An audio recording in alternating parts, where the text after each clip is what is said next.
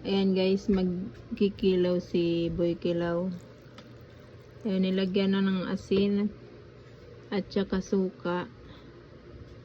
Tapos lalamasin. Yan. Namit. Ganyan na magkilaw. Nilalamas muna sa asin na may suka. So guys, kung pasarap yan, nangingking pang kamay. Dagdag flavor yan.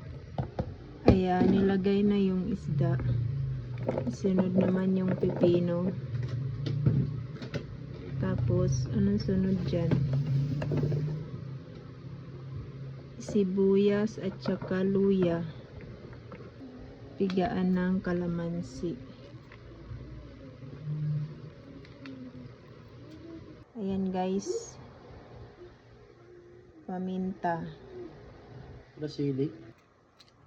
Tapos, itlog na maalat na ayan na, nakasama na yung shell. Nilalagyan ng itlog na maalat.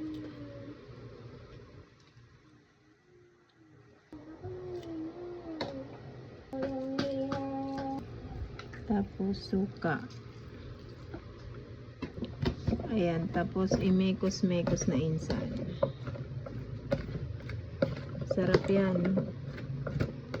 Lalo na pang pulutan. Ayan guys. Okay na yan. Tapos lagyan nyo na lang sili kung gusto nyo ng maanghang kasi nakalimutan ng bumili ng sili.